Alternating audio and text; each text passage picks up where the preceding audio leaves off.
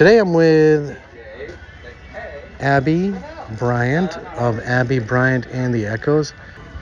My first impression when I heard your music was, get me to the concert on the lawn with space to dance with all my friends. Is that what you see a lot at all your shows? You see a lot of people out in the crowd dancing away? Yeah, I like to think that that our sound is kind of something for everyone. I notice like you've got your older people dancing in the crowd because it's inspired by a lot of the music that they're familiar with in a way, and we're also bringing a fresh take on it to where I see a lot of your younger people, the people my age and younger, even the little kids dancing. So yeah, I like to think that it makes people move. Awesome. And you're originally you're from Asheville, North Carolina now. Yes. That's right up there with Nashville as, one of the up-and-coming places for young artists to start off. Tell me about your experience there. It's really exciting to live there. I live in South Asheville, just moments from a spot where all the musicians gather every night. It's called Asheville Music Hall, or downstairs it's called the One Stop. It's this little... A secret club? Not exactly secret, but it is a lot of local musicians that are coming back night after night, kind of the same group, and we do a lot of jams, a lot of sit-ins. I, with some friends of mine, I put on what we called the Blue Ridge Blues Jam like a couple months ago, and that was really fun. So yeah, in a way, it's been kind of a mecca to get to know other people, and find those resources that you need. I was going to say, I was talking to Chance McCoy earlier, and he said that he went to a lot of fiddle festivals to kind of hang out with people, and he learned a lot from them. So you're learning a lot from the other musicians at this? Oh, absolutely. Especially seeing how improvisational they are. Instrumentally is really inspiring to me because, I'm mostly a vocalist. I do love to play guitar and piano as well, but you've got your really fantastic players up there that just can sit in on absolutely anything and just nail it, and it's lovely to see. Definitely inspiring, definitely makes me want to hone in on the instrumental part of things sometimes and explore that a little more. So awesome. Definitely. You were playing guitar, so you're not just a vocalist. No, certainly not. I do usually I write songs on guitar and piano as well. I've played piano on stage quite a bit too. But yeah, I've always loved to sing probably the most. It was my earliest, most natural thing for me when I was a kid. You started very young, right? Yes, very.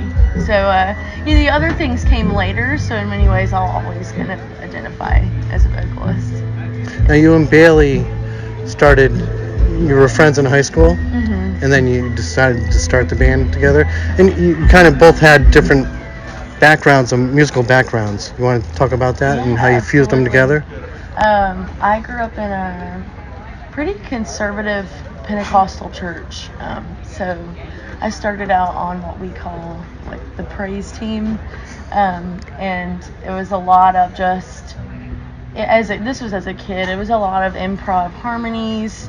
That kind of that developed my ear really early on, like a lot of backup singing for typically like the adults who were carrying the solos a lot of times. And so that was kind of a supportive role. I played in church all the time, and I moved into leading Wednesday night services on guitar and singing. I would do like a little solo kind of get up for that. So I had almost all of my experiences came from church. I was not in the festival scene, had not been to rock shows when I was younger or anything like that. And then you have Bailey's background, which is quite different. My parents or my dad exposed me to some of that, but we definitely mostly listened to just gospel music was the main thing in my life. And Bailey's parents just from an early age had him in love with the Beatles. They listened to that all the time at home. He loved the Eagles. He loved, I could go on and on. He loved a lot of rock bands, like vintage rock bands, and a lot of southern rock, and too. And but I would say the Beatles have always remained his most favorite. Oh. And so that was kind of an interesting thing to merge. Somebody who had a lot more of a catalog of knowledge with, what we call secular music in the church. And me, not so much. As an adult, I've had to learn a lot of that. And maybe as for some people, it's like they know the song in their sleep. Like I actually learned it. Wow. Because likely in my adulthood, because I've really mostly just knew church music. And so I think that we've merged that gospel sound. Most people say they can hear in my voice. I've heard that before. So say you belt it out like mad. And thank you. And yeah, so we've merged that with a lot of the rock and the soul. And I've kind of noticed with the production of this new album, there's a lot of southern rock flavor too. And it's been wonderful to get to visit those other genres and really fall in love with that too. Cool. And Bailey really is great on the guitar. Yes, he is. He just, wow, you could let him just like jam for like 10 minutes, I bet. Oh yeah, for sure. He's a really amazingly hardworking instrumentalist. Like every day puts in just, immense dedication to his craft. Practice. Were you good friends in high school, or did you kind of bond more later after? We were good friends in high school, and definitely closer towards the end of high school, and then even more so in college when I was at Appalachian State at the same time as him. We graduated high school in the same year, and I was at Appalachian State at the same time as him. And that's when our musical relationship became very close, because he had a college, what you might call like dad rock kind of band, with our friend Wilson, and I would just start sitting in, and I had a lot of fun. I think at one point, I was singing like Heartbreaker and Livin' Lovin' Maid. I was pulling out some Zeppelin, having almost never been in a secular music setting before. I was going to say, if you didn't grow up with secular music, you got to start with Zeppelin. That's a good place to start. Yeah, for sure. And so, we started having those experiences together, and I would say that's when we became especially close. And then, Bailey's college band was more of that, like a college band of people who were going to graduate and move on to their jobs, and that's what led to us forming this band. Is we were like, well, we don't want to quit. Like we feel like we actually, we really have something to offer, and why not, start something new while everybody else is graduating and leaving. And that's sort of how that became a thing. Some people just pack everything up and take off and go to a place like New York or Los Angeles or Nashville, where they think they can kind of get recognized and make their career. Did you ever think of doing that? No, actually. So I have a certain take on that perspective. I think at least from my experience, I think in your early days of trying to make it, you're much better off being a big fish in a very small pond. Whereas I've seen, I've even seen it in a very personal way, some friends who in very early stages of just getting a band off the ground, they moved to Nashville. And to be honest, you just get kind of lost in the sauce there. It's just, in Nashville, it's very hard to get paid in the early days. It's very hard to get recognized. Whereas if you start in a different town, you can certainly go that way once you've grown and you've made a name for yourself. But knowing, just again, I don't want to tell other people what to do, but just knowing what I know from my own experience and what I've seen from friends, I really would not recommend to anybody to move to a town that's known for the artists who are making it big time in their early phases. Even Asheville was something that we did a little bit later on. We started our band in Boone and then moved into Charlotte. So those were kind of less music cities in a way, if you will, and easier to get a foot in the door. And once we were already touring, we were already pretty active, then it was time to move to Asheville. Does that make sense? Absolutely. And I think I like your approach, because I think like you're saying, starting off in a small pond as a bigger fish helps boost your confidence, and that really shows in your performance. Right. Certainly.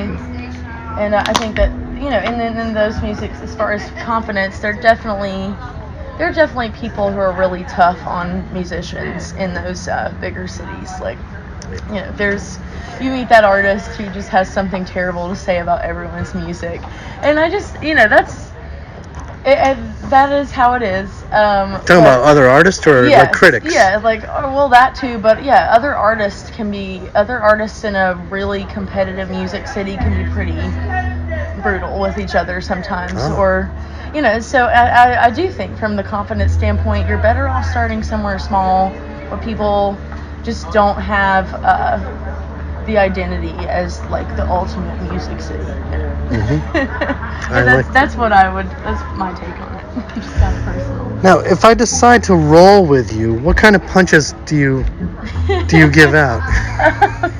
I think that's more of a reference of that's. Is it about that's relationships? More general than some people might think. It's referencing how all of us are flawed, and if you decide to take that step, and whether even in a friendship or a family relationship, or a romantic relationship, anything, when you decide to take that step and commit to having that person in your life in a close way, that everybody has their flaws, and there's a lot that you have to accept that comes with that. I don't take it too literally. You got to take the punches too. No, not punches. But you're right. I mean, that's the great key to any kind of relationship is you got to be understanding and accept each other, and you're accepting their flaws, and they're hopefully accepting yours. Yeah, and that's a part of growing up too. I think that these songs that are about to be on this album are kind of a reflection of me and of Bailey, like us actually, moving into a real adulthood. I think a lot of people have this image in their mind when they're really young of just this romanticized, you're going to find this most flawless relationship, and and everything's just going to be cloud nine every day. And I mean, we know that doesn't exist. Or maybe some people don't until you go through some hard things. And it's an acknowledgement of it's not a walk in the park with anybody. Exactly. And that's true. And like with your band, everything. True. Like life is hard, and people are all struggling in their own ways, and we just kind of have to deal. We're all humans. We choose to be here for it. Yeah. Focus on the one common denominator. No, you alluded to it. What'd you do during the pandemic? Just sit around and do nothing? Not at all, actually. I referred to our new songs today, and that's because we have this new album coming out. Those are some of our older songs now. Songs we were writing in 2017, 2018 that are finally coming to life for our first full debut album. And then because of the pandemic, which we had a very unusual amount of time for writing, so we're a whole album ahead now, which is I don't think anything we would have ever pulled off if we were traveling all the time. Right. But in a span of about 2 months, we wrote about 16 songs or something. We were really cranking them out. Nice. and so I tried to think of it as the silver lining in a way. Good. I mean, I heard, I don't know, some artists were like just sitting around doing nothing. I'm like, this is the prime time. Right. It is a You're not touring. I almost felt like, to me, it was kind of a pressure too, because it was like, this is the only time in your life you're ever going to have this much free time. This is a rare time to hone your skill. Well, yeah, we hope. This may be our only chance to have so much downtime. In a way, it felt like, it's time to hone your skills. It's time to write songs. We were really, I mean pressure in a good way. You know what I'm saying? Yeah. It was really a time of I'm gonna choose to commit to some personal and artistic development kind of thing. And and beyond the songwriting, we were putting a ton of time into the studio to finish the album, which we're really excited to share. This year? It will be this year, early fall. Awesome. Stay tuned. Do you have a name yet, or? It's called Not Your Little Girl. Not Your Little Girl. It's a song I played today. It took so long for me to say that I'm not your little girl. Nice preview. There you go. Get ready on your Spotify or whatever, however you buy music these days. Better Now. I felt like there was a touch of 80s in that. Is that kind of from Bailey's classic rock background, or? That definitely came from some things that Bailey introduced me to. We were actually inspired by early Wilco for that song. Ooh. And I do hear what you're saying in the melody about the 80s, yes. And we wanted it to have kind of that, we wanted it to have kind of a raw and sort of, like I said, that light touch of Southern rock. Nice. Sort of feel. Yeah. You accomplished. And Hold Me, so beautiful, well written and composed and produced. I love did you do your own background vocals on that? Or? I did, yes. Yes, that was true harmony right there. Was me. You don't have a sister that harmonies. That's something I think I mentioned. Backup singing was a big part of my childhood, mm-hmm. So that gave me a lot of opportunity to just come up with cool harmonies all the time. So while I'm the lead singer, I don't get to do that so often. So I actually love writing harmonies for if I'm able to overdub with myself. That's mm-hmm. always a cool opportunity. Maybe someday when you get really big and you're like headlining a festival like this, you can hire some background singers. That's definitely a direction I'd like to go. Cool. Yeah. I was going to say the cover you did of Al Green's classic, amazing. Oh, no one's going to put as much emotion into that song as he did, but you just smoothed it out and made it your own, and it was really beautiful. Oh, thank you. Do you like doing covers? That was another a quarantine project, if you will. Yeah, I love doing covers. I certainly like singing my own songs the most. But certainly every set, there's always a couple covers peppered in here and there, and I love singing the old soul songs especially. Awesome. I love hearing artists put their own twist on a cover. I mean, you do it the same way the artist did. It's like turning on the radio and hearing it from the original artist. But you did a great job. You want to play a quick game? Sure. It's called Lyrical Ponderings. Oh my goodness. I'm going to give you the name of a song. It's in the form of a question.